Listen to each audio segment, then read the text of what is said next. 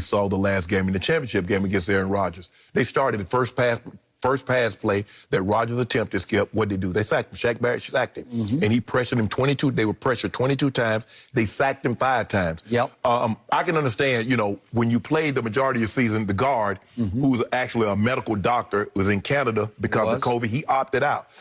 Skip, we can bridge that. But then you lose both of your tackles, and now your new tackles got to block JPP and Shaq Barrett.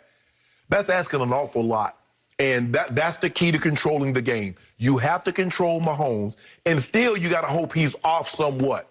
That is going to be the big key. That's the question. And for me, I believe if Tampa were to win this game, Skip, I believe one of these defensive players is going to be the MVP. Because I don't believe Tampa can beat them in a shootout. Just everybody, okay, we go, you score, we score, you score, we score. I don't believe Tampa can win a game like that. Do I believe they can put a bunch of points on the board? I believe the winner is going to have 30-plus points. That's what I do believe. The winner will have 30-plus points. And it's going to be key because, Skip, I believe the thing that Tampa showed last time is that what kept them in the ball game, the Chiefs were about to go up 24-0, Skip. And what did Shaq Barrett do in the red zone? 2 or 3 times they shut him out in the red zone. They held him to field goals, and they got a strip sack. That kept the game close, gave Tom Brady to get close, and they could have got the ball back, had the chance to either win the game or tie the game with a field goal. So the offensive line is going to be play a huge role in determining how successful not only as Mahomes is, but how successful they're going to be moving in this game. So for me, that's it. That's it in a nutshell, Skip. Can they protect Patrick Mahomes from Shaq Barrett and JPP? Can they?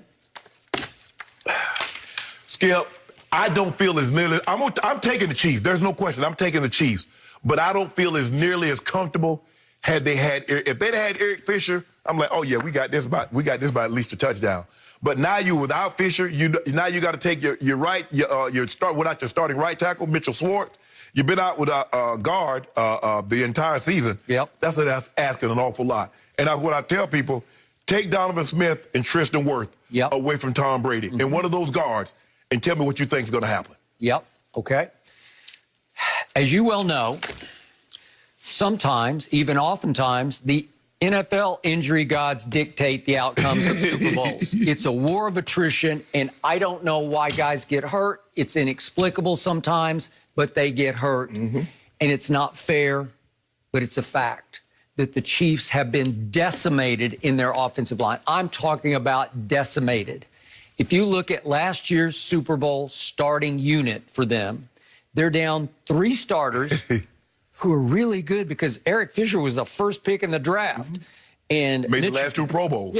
Mitchell Schwartz was a second-round pick. That's pretty good.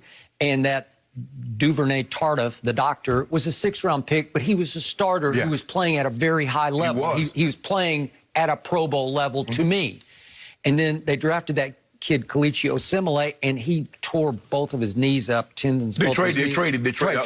He was a free agent. He was at I'm sorry, and he's a 2nd-round pick. Okay, so look at the firepower that, and then the other, I'm sorry, the rookie was the kid, Lucas Niang. He opted out. He was their 3rd-round pick.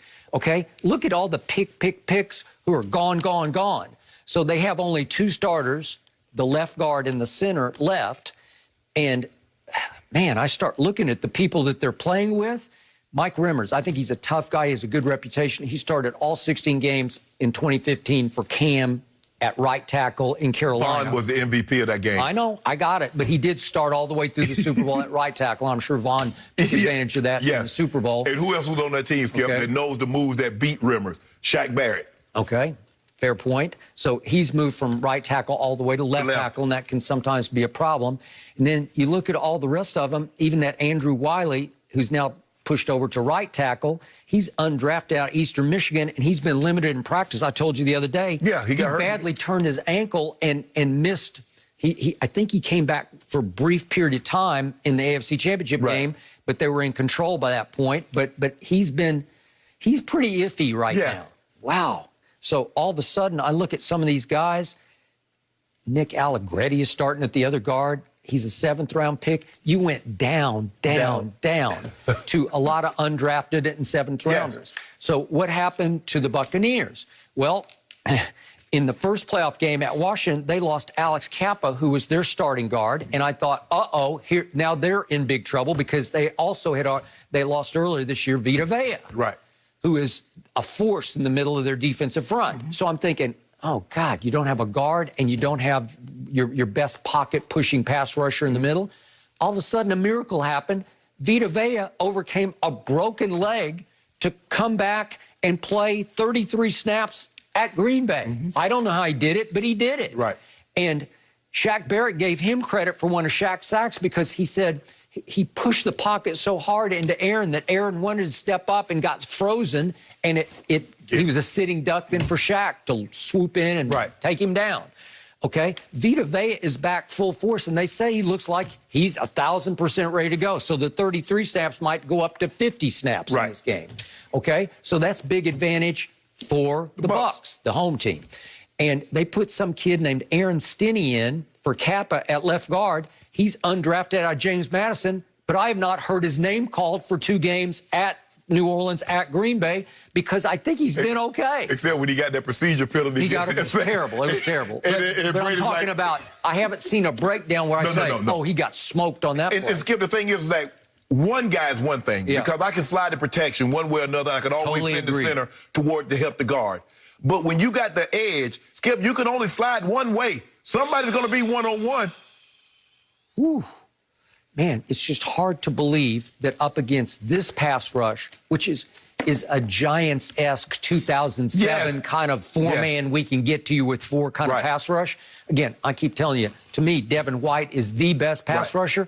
At Green Bay, they barely sent him. They said, because he can play coverage, because he can fly in coverage, too. Yeah, you don't want to run, because you don't want Aaron Jones, leaking out the backfield and getting loose like that. And that's what he was doing. That was his responsibility. He's spying on him. The only difference with what I see, Skip, is that I don't think the interior, the tackles, is as good as pass rusher when they went to that NASCAR package. Because remember, they would kick Canty, and they would kick Tuck inside. So now you got Ossie, Strait, I'm not saying it's better, but it's, but they got in the ballpark. It is.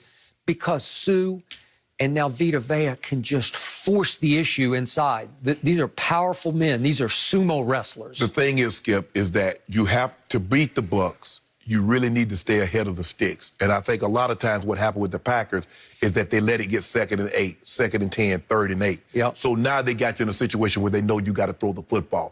You got to stay in manageable where you could either run it or throw it in order to get the first down. More times than not, you're not running for 8 yards and getting a first down. So you have to be careful. You need to stay ahead of the sticks.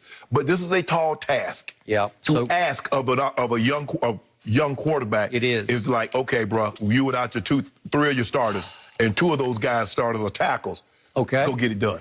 So the unprotected quarterback's best friend is the run game. What do the Bucs do best? What were they number one in? They stopped the run. They're number 1 in the league stopping the run. Well, I kept saying, well, that's partly because they were so bad on the back end that people would just throw and throw parties on them.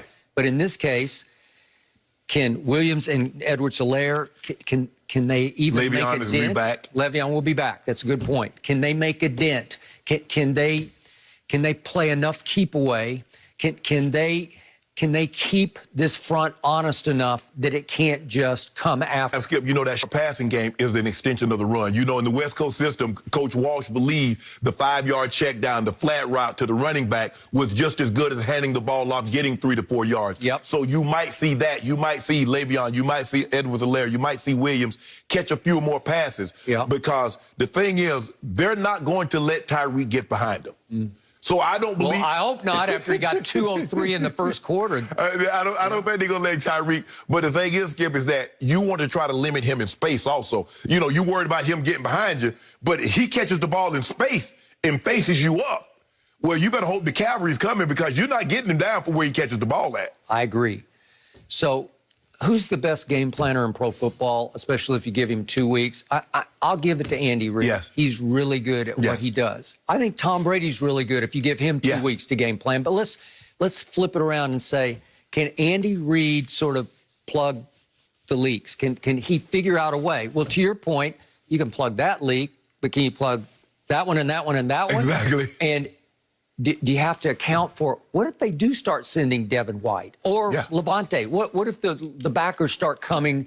Can these Can this inexperienced group together, will they have enough cohesion to pick up blitzes, corner blitz? They'll throw a corner blitz. Will they be well-schooled enough to figure it out on the fly? I don't know. This will be Andy Reid's ultimate test of trying to protect a young quarterback who, by the way, just recently had a concussion. He's had a turf toe. You know, they're going to bring the heat. This is going to be as healthy as he's been in a very long time with the week off in between. Sure. That's one of the reasons why the NFL went to that extra week. I because agree. there are a lot of guys that were playing in championship games that would be banged up, that would get an opportunity. Had they had an extra week, Skip, they possibly could have played or at least been pretty close to healthy. Now, this is as healthy as Mahomes will have.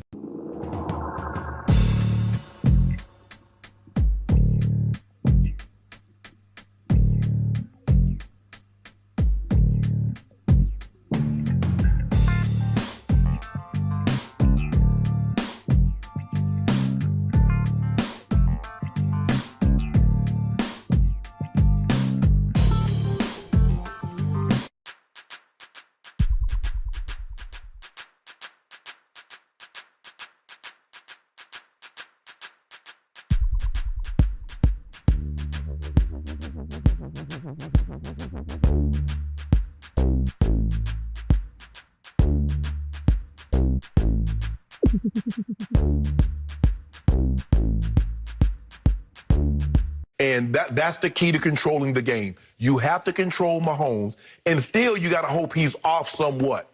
That is going to be the big key. That's the question. And for me, I believe if Tampa were to win this game, Skip, I believe one of these defensive players is going to be the MVP, because I don't believe Tampa can beat them in a shootout.